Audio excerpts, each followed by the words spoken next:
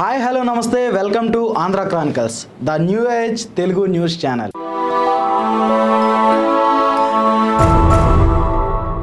పశ్చిమ బెంగాల్ సీఎం మమతా బెనర్జీ ప్రధాని మోడీపై తీవ్రంగా విరుచుకుపడ్డారు.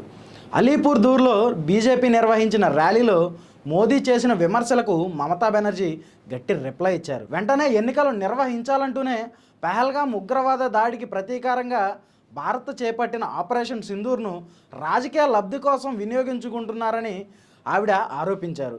ఈ క్రమంలోనే ప్రధాని మోడీ ఎందుకు ఆయన భార్యకు సింధూరం పెట్టడం లేదని తీవ్ర వ్యాఖ్యలు చేశారు ఆవిడ. మహిళలంతా ఎంతో ఇష్టంగా భర్త నుంచి సింధూరాన్ని పొందుతారని, ఆ పేరును ఆర్మీ చేసిన ఆపరేషన్కు పెట్టారని అన్నారు ఆవిడ. కానీ అదే సింధూరాన్ని ప్రధాని మోడీ ఎందుకు ఆయన భార్యకు పెట్టరంటూ తీవ్ర వ్యాఖ్యలు చేసి వార్తల్లో నిలిచారు. పశ్చిమ బెంగాల్లోని అలీపూర్ దూర్లోని బీజేపీ ఇటీవల ర్యాలీ నిర్వహించింది. ఇందులో ప్రధాని నరేంద్ర మోడీ పాల్గొన్నారు. ఈ సందర్భంగానే ఆయన మాట్లాడుతూ ఆపరేషన్ సింధూర్ ఇంకా పూర్తవ్వలేదని, అలాగే తృణమూల్ కాంగ్రెస్ ప్రభుత్వంపై తీవ్రంగా మండిపడ్డారు. రాష్ట్రంలో హింస జరుగుతున్న ప్రభుత్వం పట్టించుకోవడం లేదని ఆయన ఆరోపించారు. బీజేపీ రాష్ట్ర అధ్యక్షుడు కేంద్ర మంత్రి సుకాంతా మంజుదార్లు ఆపరేషన్ బెంగాల్ను చేపట్టి వచ్చే అసెంబ్లీ ఎన్నికల్లో తృణమూల్ కాంగ్రెస్ పార్టీని బంగాళాఖాతంలో కలిపేస్తామన్నారు. రాష్ట్ర ప్రజలు ప్రభుత్వ మార్పును కోరుకుంటున్నారని కూడా ఆయన చెప్పుకొచ్చారు.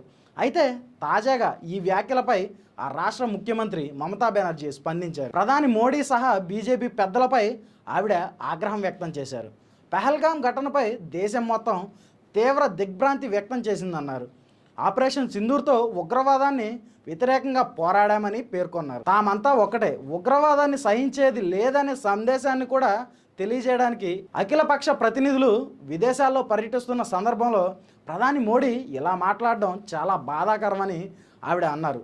రాష్ట్రంలో ఎప్పటికిప్పుడు అసెంబ్లీ ఎన్నికలు నిర్వహించగలరా అంటూ బీజేపీ సర్కార్ను ప్రశ్నించారు ఆవిడ. మోడీ ముందు తనను తాను చాయ్వాలా అని చెప్పుకున్నారని గుర్తు చేశారు. ఇప్పుడు సింధూర్ అమ్మడం ప్రారంభించారన్నారు. సింధూర్ మహిళలకు గర్వకారణమని, ప్రతి మహిళ తన భర్త నుంచి సింధూర్ తీసుకుంటుందన్నారు. అందుకే సింధూర్ను ఇలా అమ్మకూడదని ఆవిడ తీవ్ర వ్యాఖ్యలు చేశారు. అంతేకాకుండా మోడీ తన భార్యకు సింధూర్ ఎందుకు పెట్టడం లేదంటూ తీవ్ర వ్యాఖ్యలు చేశారు మమతా బెనర్జీ ఈ స్థాయిలో కామెంట్లు చేయగా ప్రస్తుతం ఇవన్నీ నెట్టింట తెగ వైరల్గా మారుతున్నాయి. అయితే దేశాన్ని ఉగ్రవాదుల నుంచి కాపాడుతున్న మోడీ గారిపై ఎలాంటి వ్యాఖ్యలు చేయడానికి సిగ్గు లేదా మీకు?